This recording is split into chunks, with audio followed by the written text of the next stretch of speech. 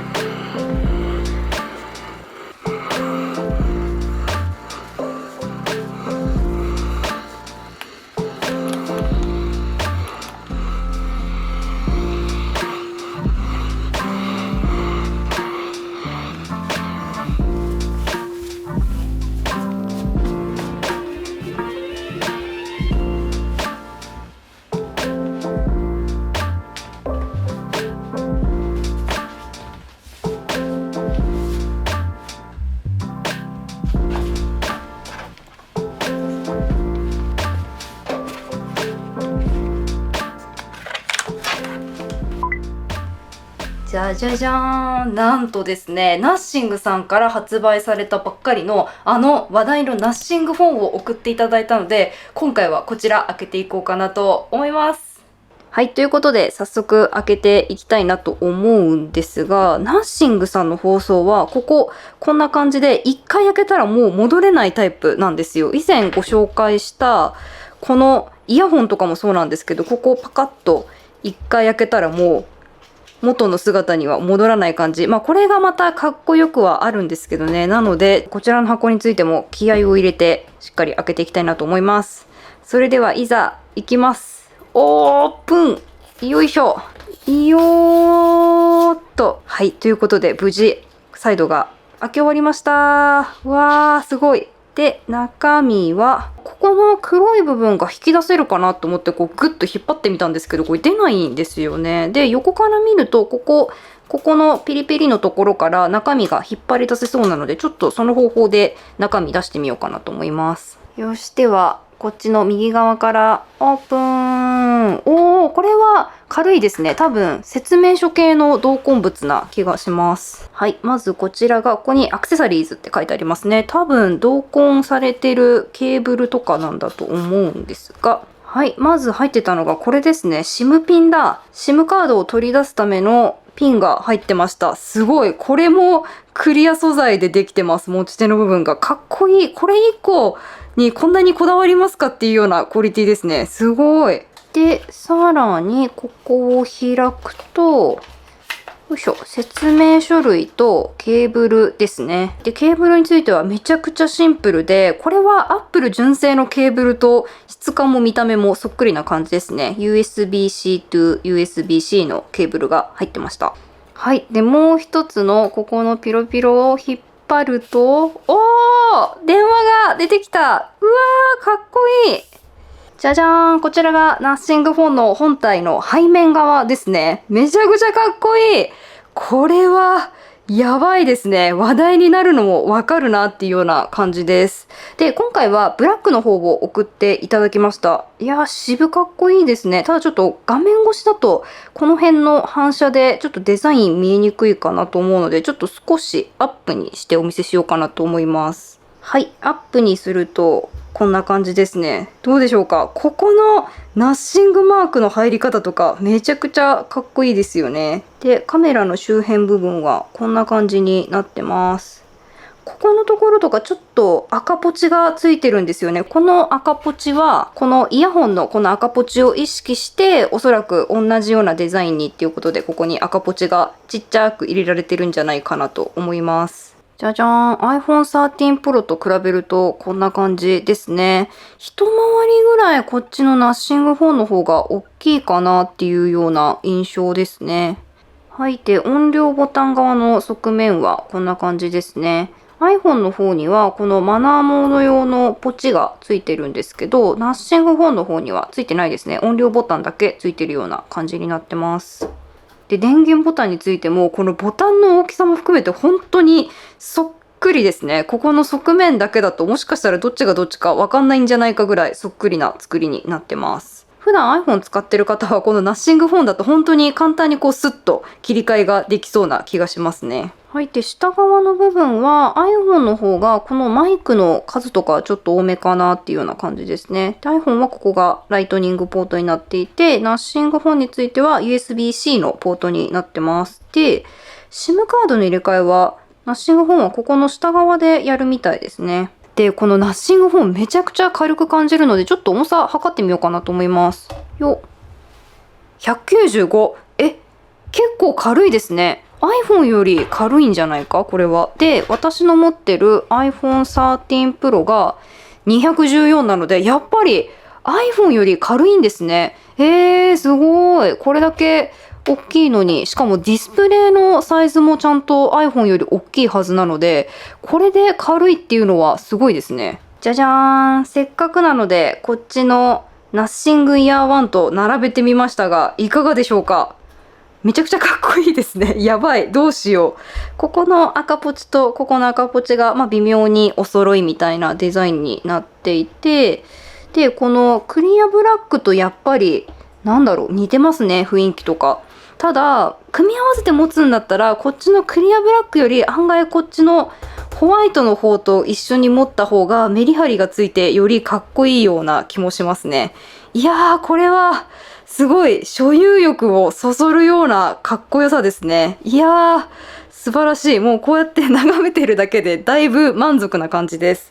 そしては、ちょっと電源の方を入れてみたいなと思います。よっ。来た。おー、かっこいいナッシング。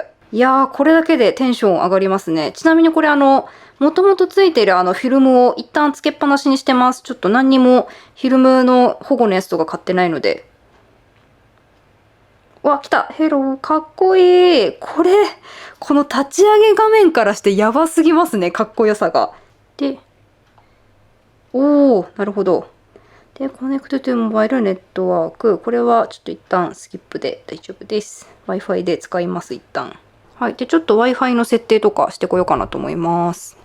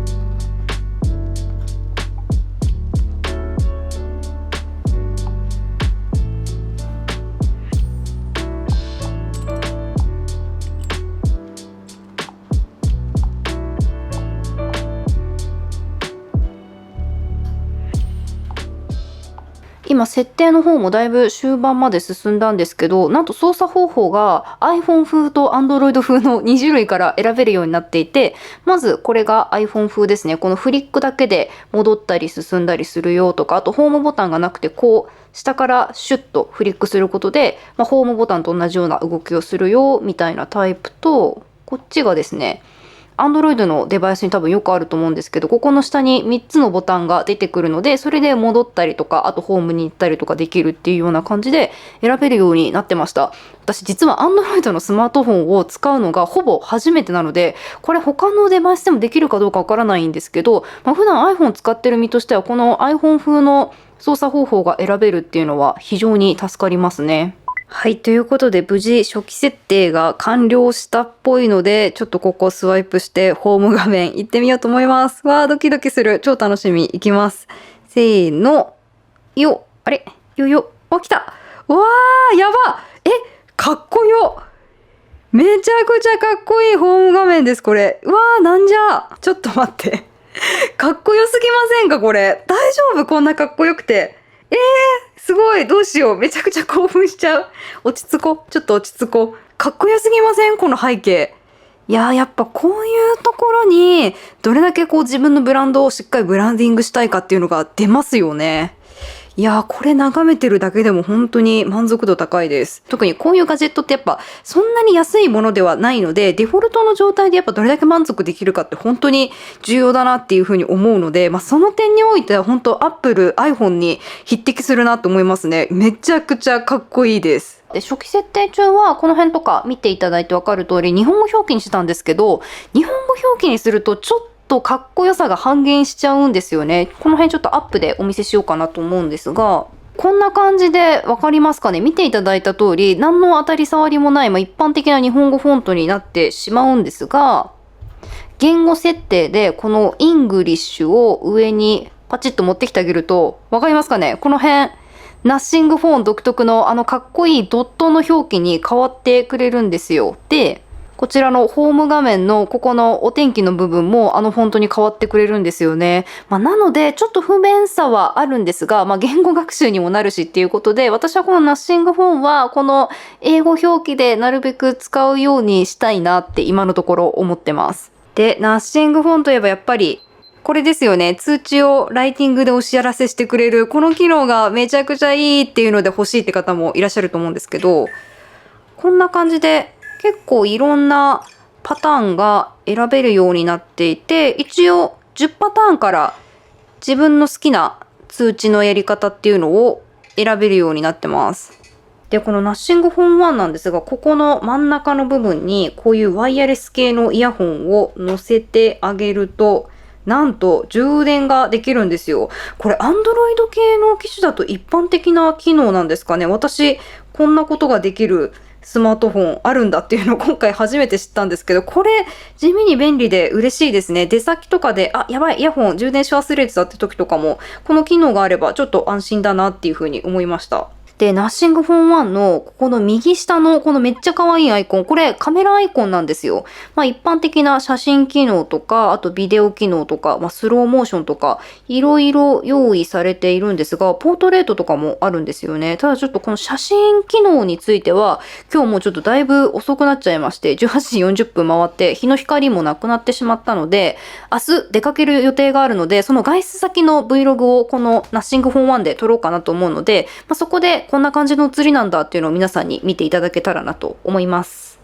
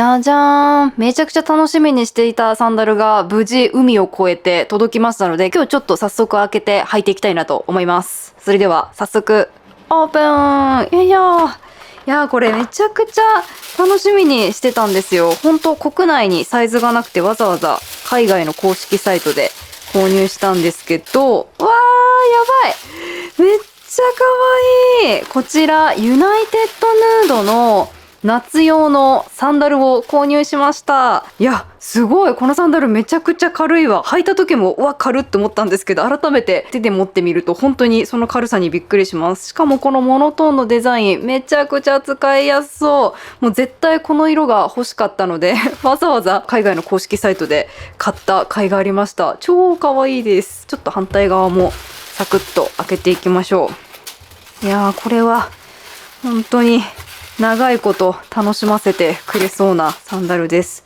しかもですね、ここ結構底が分厚めな上に、かかとの部分はさらに足の長さが漏れるような高さになってるのに、ここの傾斜は緩やかなので疲れないっていうような形になっていて、割とカジュアルな見た目ではあるんですが、足長効果はしっかりあるっていうような形のサンダルになってます。しかもこれだけ底が分厚いのになんでこんなに軽いんだろう。ほんと不思議なんですよね。ユナイテッドヌードっていうブランドさんのサンダルなんですけど、メンズもレディースも、いろんな方が履けるような靴がたくさん出てるので、気になった方はぜひサイトの方チェックしていただければなと思います。で、ここの足首の部分と、あとこの指の近くの部分は、バリバリっとこういう風にマジックテープの方式になっていて、割と足幅広めさんの方でも、余裕を持って履けるんじゃないかなと思います。私もよくサンダルから小指がはみ出すぐらいの足幅広めなんですけど、ユナイテッドヌードの靴はこういう風に調整できるものが多かったりするので、全然この小指とか痛くならずに履きやすいんですよね。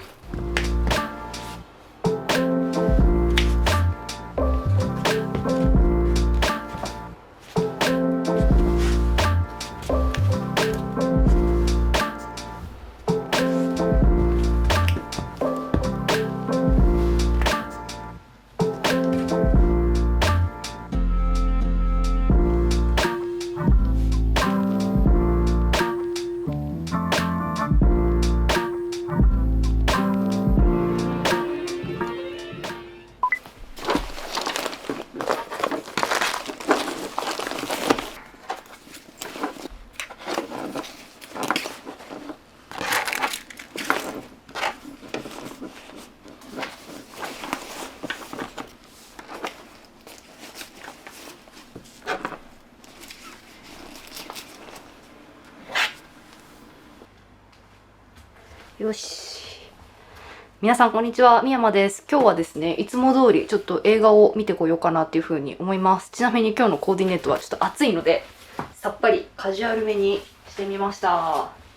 で、500円ぶりぐらいにちょっとスカートを履いたので、せっかくなのでこのスカートに合わせて、じゃじゃじゃーん、先ほど開封したこのユナイテッドヌードのサンダル、早速履いていこうかなっていう風に思います。